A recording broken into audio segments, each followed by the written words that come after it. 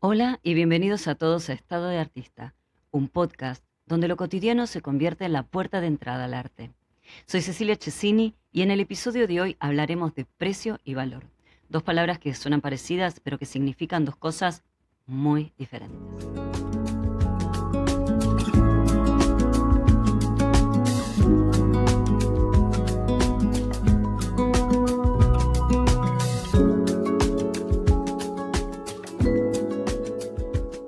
Pensá en la última vez que entraste en la casa de alguien y viste una pintura grande sobre el sillón. Una de esas pinturas de paletas neutra, tonos tierras manchadas con pigmento sobre lienzo. El tipo de obra que combina bien con casi cualquier interior. Bien enmarcada, bien iluminada y bien fotografiada. Para Instagram. Ahora, pensá en lo que pasa cuando le preguntas al dueño de esa casa cuánto pagó por ella y te dice $800, o 1000, o más. Y lo dice con una satisfacción particular.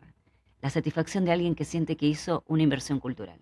Que no compró una lámina de cadena de decoración, sino que compró una obra original de un artista con su firma. Esa satisfacción es real. Y el problema que voy a plantear en este episodio no es que esa satisfacción no merezca existir, no. El problema es lo que hay debajo de ella, que es una confusión entre precio y valor que nadie en ningún momento del proceso de compra se tomó el trabajo de aclarar.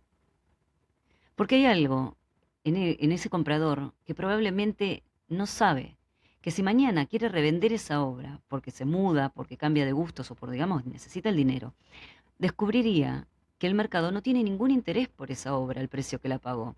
Que la obra que compró pensando que compraba un bien cultural con valor proyectable es en términos del mercado del arte un objeto decorativo y que los objetos decorativos cuando se revenden no recuperan el precio de compra. No es una estafa en el sentido real. Nadie le mintió. Le vendieron exactamente lo que le vendieron. Una pintura original, hecha a mano, firmada por un artista. Pero lo que nadie le explicó es la diferencia entre eso y una obra con valor de mercado real. Y esa diferencia es sobre lo que vamos a estar hablando hoy.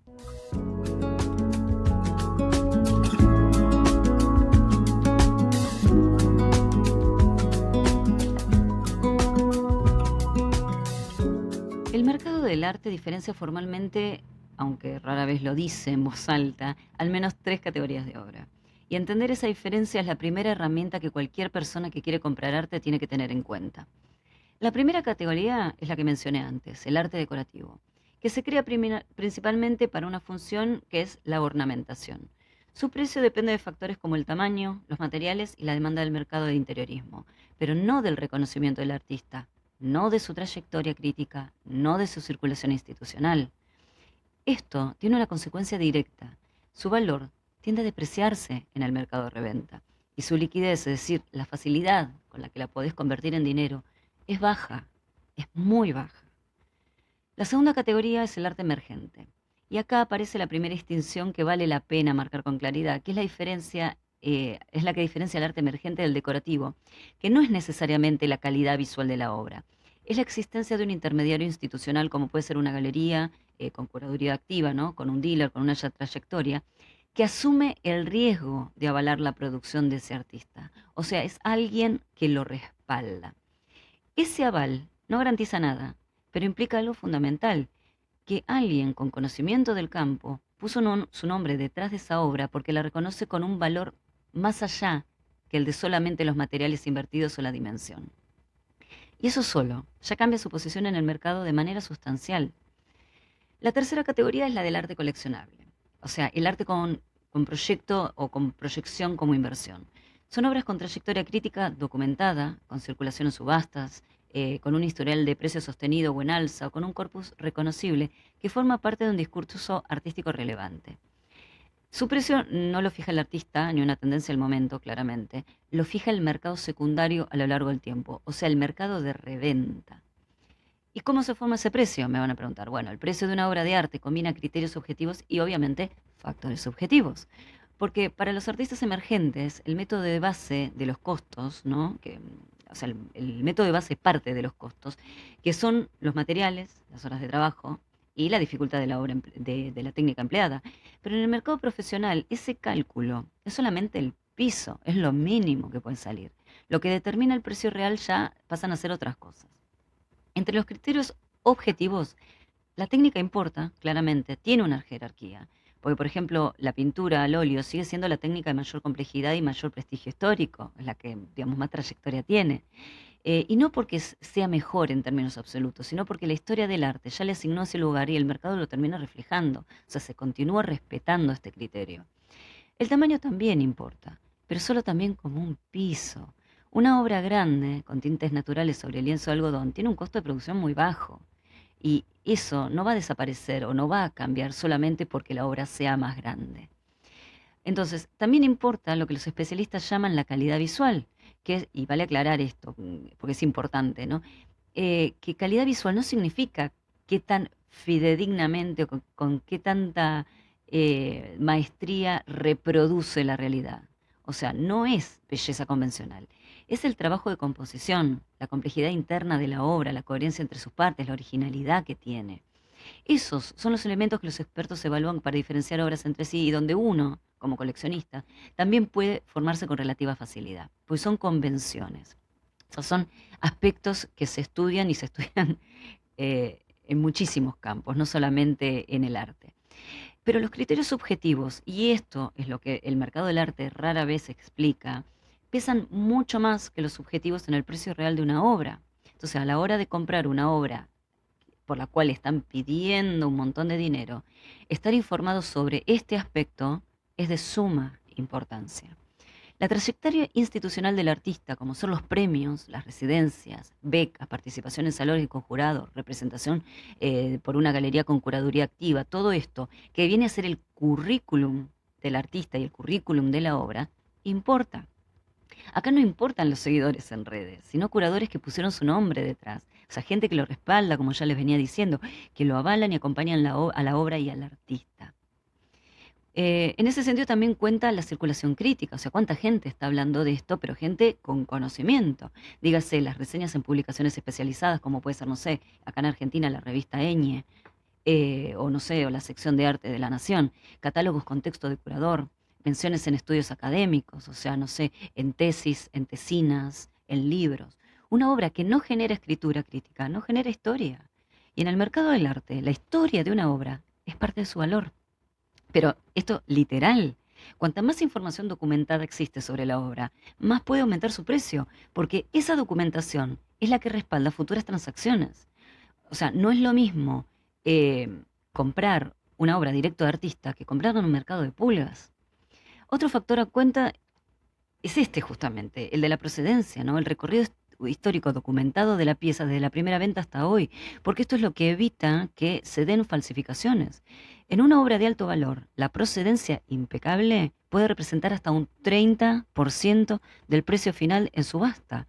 Ahora, mucha gente no pide el documento, el certificado de autenticidad, el certificado de trayectoria de la obra, compra el cuadro y se va.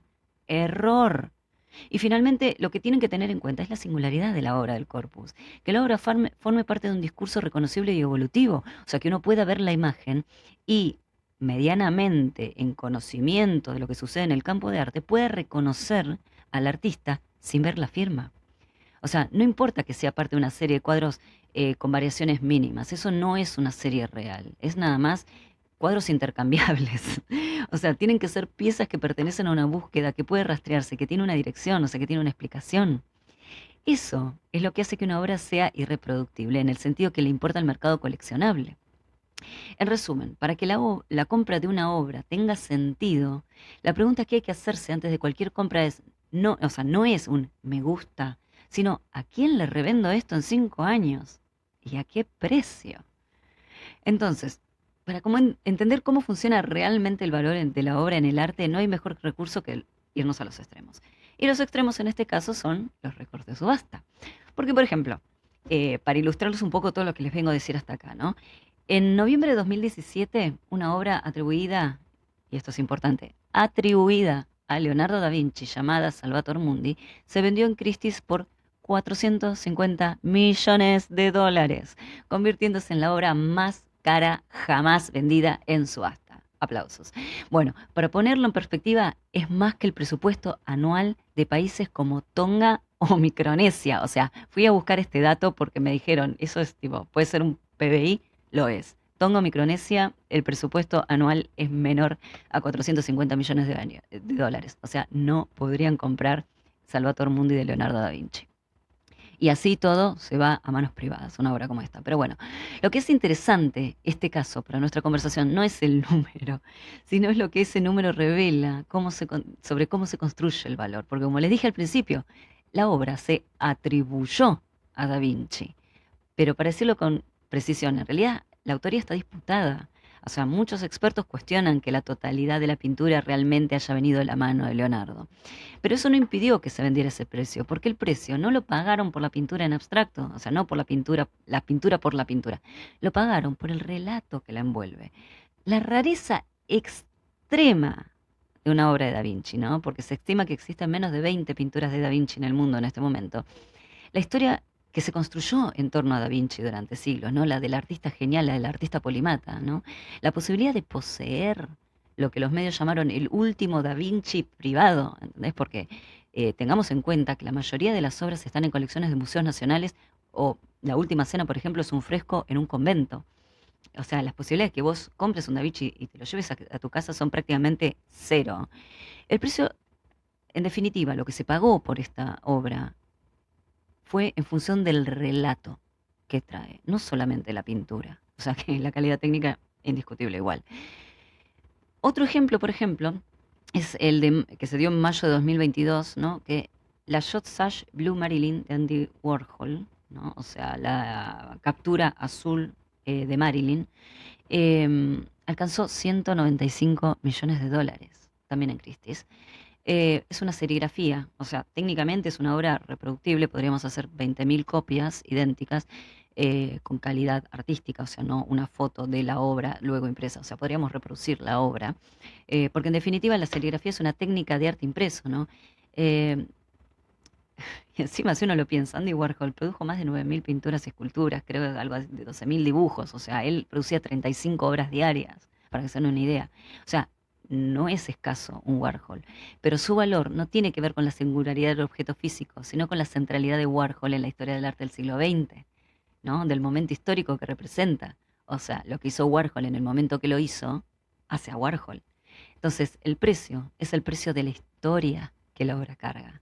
Es el peso de la historia que el artista lleva consigo. En 2021, la fama Cis pose de una fenêtre, o sea, la mujer sentada cerca de una ventana de Picasso, que es una pintura o sea, que tiene por modelo a Marie-Thérèse Walter, pertenece al periodo surrealista de Picasso, que es uno de los periodos más buscados de Picasso. Por estos factores, digamos, fue una obra que terminó vendiéndose por 103 millones de dólares. Y en ese caso, un factor determinante fue la procedencia, porque la obra estaba documentada de una manera impecable desde la primera venta. O sea, cada transacción de mano a mano estaba rastreada y certificada. Eso solo puede haber representado una porción significativa del precio real. O sea, si hablábamos de que puede ser el 30% de la obra, eso significa que con una base de 60 a 70 millones llegas finalmente a los 100, ciento y pico, ¿no? Fíjense lo importante es que la obra venga con todos sus documentos. Hijo de quién es esta obra. Estos tres casos tienen en común algo que vale la pena subrayar, ¿no? Que décadas de historia documentada, de circulación en el circuito institucional más exigente del mundo y un sistema de validación construido por múltiples actores independientes a lo largo del tiempo, no son meras anécdotas, ¿no? O sea, no son comparaciones para que se sientan intimidados esto, no es para desanimarlos de entrar en el mundo del coleccionismo del arte, para nada. Pero sí son ejemplos de un mecanismo que opera en todas las escalas del mercado, incluso en las más modestas. Entonces, hay que tenerlo en cuenta siempre. Ahora bien, una pregunta incómoda que plantean todos estos números que es, ¿el mercado del arte entonces premia la calidad artística? O sea, ¿la premia? Y la respuesta honesta es, no necesariamente, y no siempre, y no en el corto plazo, la verdad. En el mercado del arte, a diferencia de casi cualquier otro mercado, el valor se construye sobre tres pilares que se retroalimentan, ¿no? Que es el precio pasado de la obra, el precio presente y el precio futuro proyectado. O sea, pretty much como comprar acciones, no sé. Un comprador que paga mucho por una obra ahora está en parte apostando a que otro le va a pagar todavía más en el futuro, porque si no pierde plata. Entonces, eso convierte a ciertas obras en instrumentos financieros, además de objetos estéticos, ¿no? Por eso los comparaba con comprar acciones de una empresa. Y como cualquier instrumento financiero, su valor depende más del consenso del mercado que de ningún criterio intrínseco, ¿no? En ese sentido, bueno, el arte es por ahí un poco más variable o más volátil. Esto tiene una consecuencia que el mercado decorativo de Instagram, vamos a decir, explota de manera perfecta. Y aunque probablemente siempre de imitación, ¿no? O sea, si el comprador no tiene herramientas para evaluar el mérito artístico de una obra, va a evaluarlo con lo que lo puede evaluar. O sea, va a evaluar el precio que le piden, la foto que ve, el departamento bien decorado, hecho mock-up así con una inteligencia artificial en donde la obra aparece y queda redivina, la cantidad de personas que siguen a ese artista. No sé, se va a fijar si no vio una obra de la misma persona en la casa de un amigo. Y en función a eso va a terminar construyendo, ¿no? Con estos datos una percepción de valor que no tiene nada que ver con el valor de real de mercado, pero esto, a ver, eh, tiene que ver con la manera en que consumimos todo hoy en día. En el caso latinoamericano, está más que claro, digamos, que esto sucede, ¿no? O sea, en el mercado latinoamericano en realidad lo que me refiero es que el valor simbólico se ilustra claramente, ¿no? Y podemos ver cómo claramente se construye y se sostiene en el tiempo, ¿no?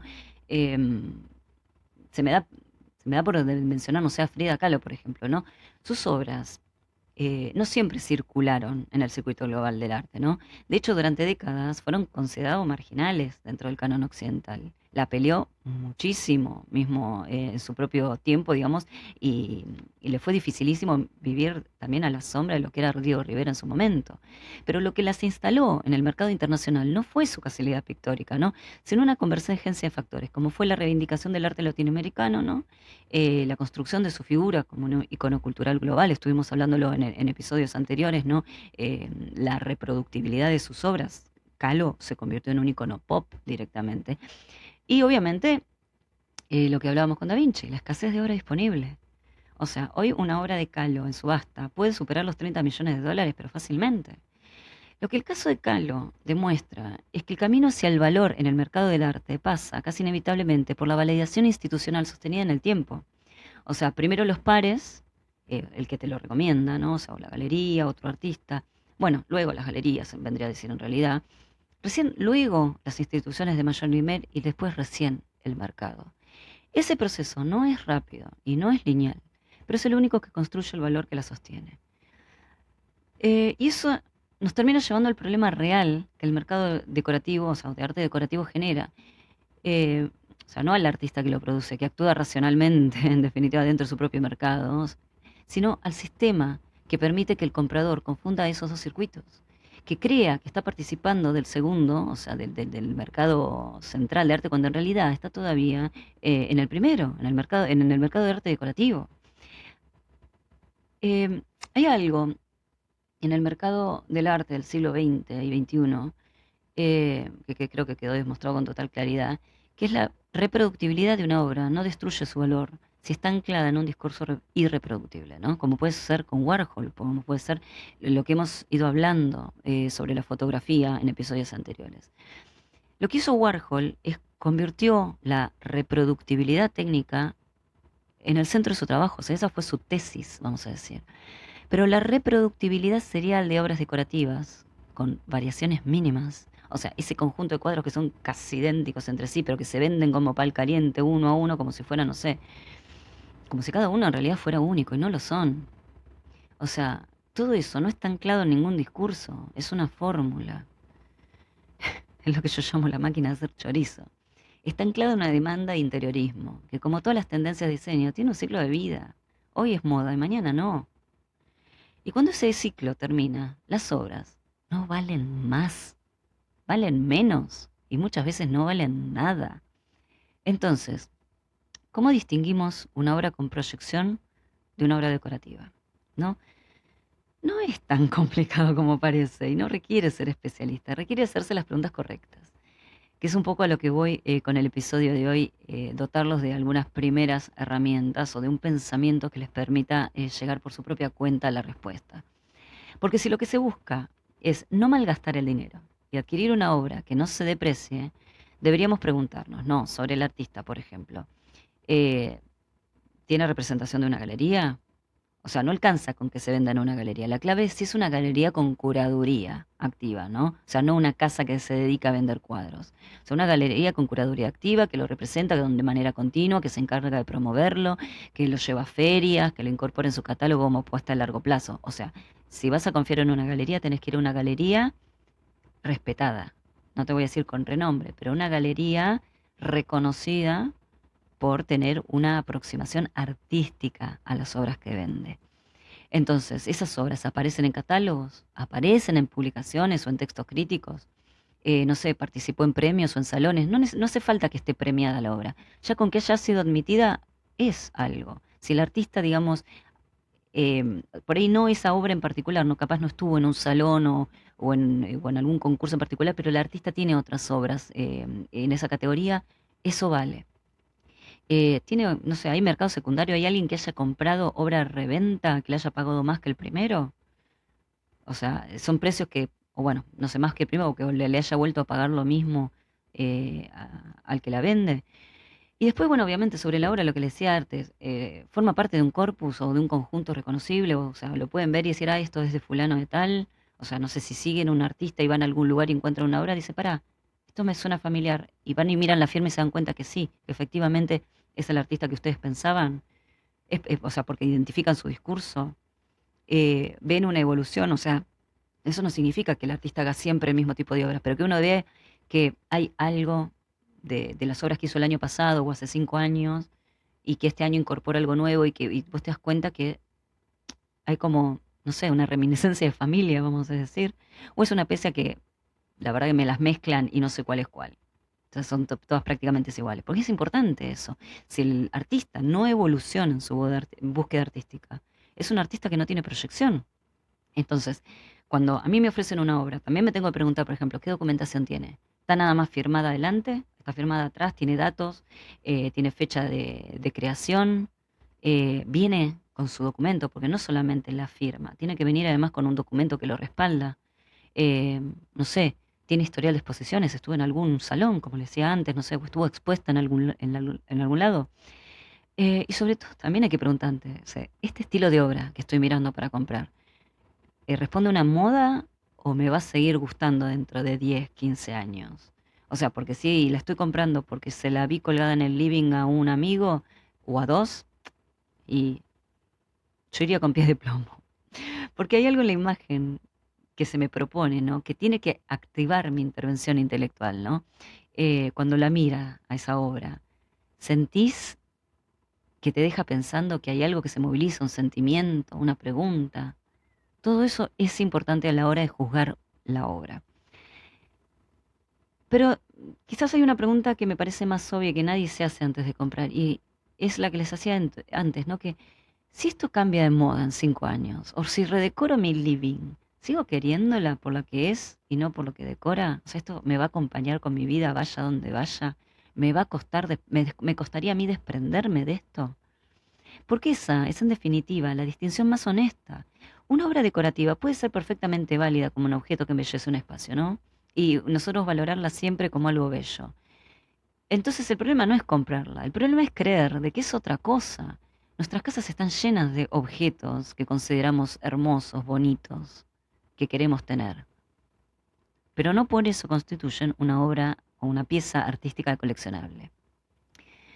El problema es pagar el precio de una inversión cultural, o sea, pagar un alto valor por algo que el mercado nunca va a tratar como una inversión cultural. Porque también puede suceder que descubramos a un artista que todavía no cataloga siquiera como emergente, o sea, que está muy en el principio, pero que tiene un talento, ¿no? Innegable. O que de repente ya circula en exposiciones, que posee algún premio, no está en ninguna galería, pero lo vimos ya en algunos lados y lo reconocemos. Y reconocemos en él o en ella, en su obra, ¿no? Ese germen de un artista que va a valer más en el futuro, porque está activo, porque tiene ideas, porque tiene talento. Y nos damos cuenta de que también puede ser el reflejo de una época y que por esto probablemente no se va a depreciar por sus características técnicas. ¿Bien? Entonces, el arte que construye el valor en el tiempo no siempre es el que mejor decora un living. A veces es difícil de ver, ¿no? a veces incomoda, a veces no combina con ningún sillón, pero tiene algo que la pintura de tintes naturales en tonos tierra no tiene. Es una razón para existir, más allá del espacio que ocupa. Una pregunta que hace, ¿no? Una tensión que sostiene, un lugar en una conversación más larga que la tendencia al momento. Y eso, que puede parecer intangible, es exactamente lo que el mercado del arte, en su lógica más profunda, termina reconociendo y premiando. Y esto no se da de manera inmediata, no se da de una manera organizada, pero sí de manera sistemática a lo largo del tiempo. Bueno, por eso también en el próximo episodio vamos a hablar un poco del minimalismo, ¿no? ¿Qué es? ¿De dónde viene? ¿Qué quiso decir? ¿Y qué le decimos cuando lo convertimos en tendencia, ¿no? De decoración, que es lo que nos está pasando hoy en día. Porque hay pocas historias que ilustren mejor que esa, cómo el mercado puede vaciar de sentido una idea. Pero bueno, me estoy adelantando.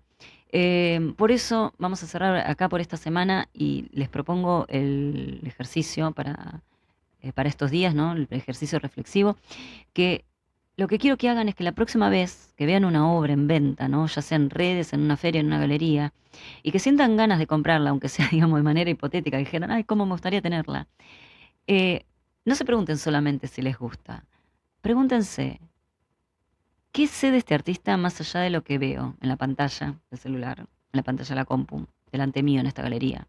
¿Y quién más, además de él o ella, está diciendo que esta obra vale lo que están pidiendo? O sea, anímense a cuestionar el valor de la obra. Pero si quieren ejercitar más la observación activa, lo que les propongo es buscar dos artistas visuales que trabajen en un estilo similar, algo que a ustedes les guste. Busquen a ver cuál tiene representación en galería y cuál no, o sea, cuál vende exclusivamente por redes. Y comparen los precios que piden. Busquen si el primero aparece en publicaciones o subastas y fíjense si el segundo tiene textos críticos sobre su obra. O sea, comparen un poquito el currículum de ambos. Y en ese ejercicio, que les va a llevar un poco más de 5 minutos, van a terminar teniendo más información sobre el valor real de cada obra que cualquier otra cantidad de corazonadas o corazoncitas en Instagram. Les dejo una pregunta para que me respondan aquí en los comentarios o en Instagram en @CeciliaChesiniArte y es, ¿compras arte que te habla o compras arte que te combina? La respuesta dice más del mercado que de vos. Si este episodio te gustó, te hizo mirar algo distinto a lo que ya tenías colgado en una pared, compartí este episodio y si querés seguir pensando en arte desde lo cotidiano, seguime en Instagram como @CeciliaChesiniArte. Nos encontramos la próxima semana.